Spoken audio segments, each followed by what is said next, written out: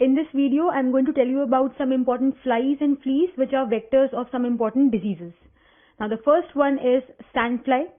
The first point you should remember about sandfly is that it does not fly, even though it has got fly in its name. Okay, so remember, जरूरी नहीं है जिसका नाम राम हो वो कभी झूठ ही ना बोले. So even though this particular arthropod has got this beautiful flamboyant pair of wings, it does not fly. All right. Then another important morphological feature which you should remember pertaining to sandfly is the fact that it has got 3 pairs of legs, and remember the legs are longer than the body. Okay, this can also be a good memorizing tip, that the legs are longer and the legs keep it grounded. That is, it does not fly, and it is brownish in color, and it has got a lot of hair decorating its body.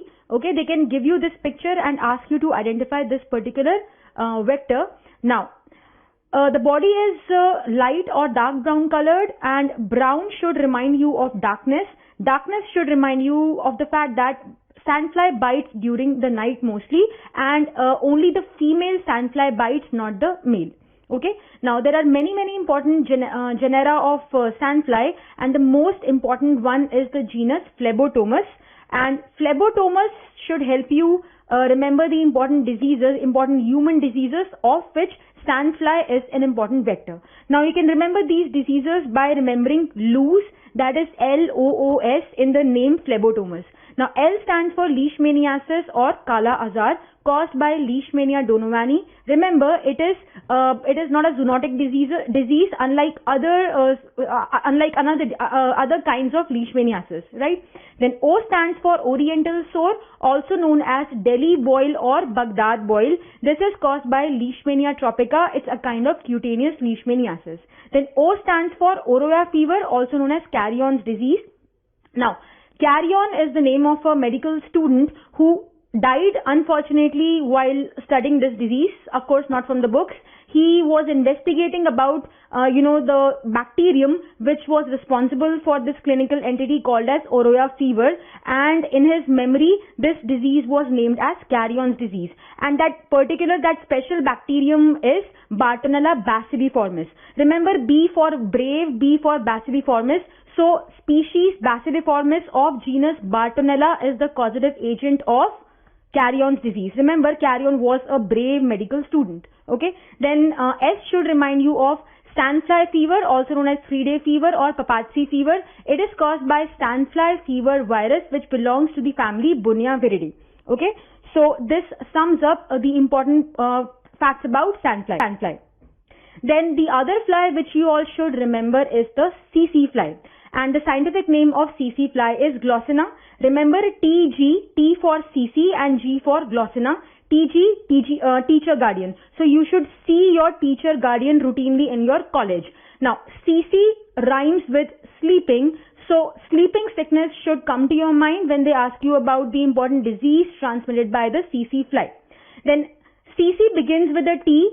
So remember, CC fly is confined only to tropical Africa, and this again should remind you of the fact that sleeping sickness is also known as African trypanosomiasis. This vector is confined to Africa, so the disease is African trypanosomiasis. Okay, now CC sees light during the day. Okay, so this should in turn remind you of the fact that CC fly bites during the daytime, unlike the sandfly. Okay, and how to identify this particular vector? If they give you a picture of this, it can be easily identified by its forward pointing mouth parts, as I have labeled over here.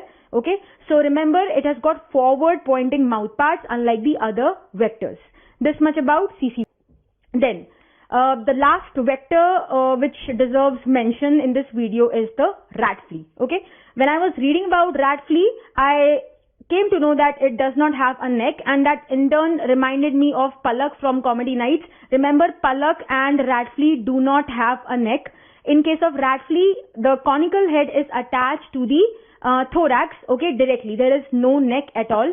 And also remember, rat is flat. Okay, so rat flea is bilaterally compressed arthropod, and another important morphological feature of this particular vector is that its body is covered with backward pointing spines, as you can see over here, right? And it has got Hind legs which are well developed for jumping. The important species are Xenopsila chiopis and Xenopsila astia, and the diseases transmitted are bubonic plague. Remember, bubonic plague is the most common type of plague. Incubation period is 2 to 7 days. The other two important types of plague are the pneumonic plague and septicemic plague. Remember, BSP, Bahujan Samaj Party, bubonic, septicemic and pneumonic.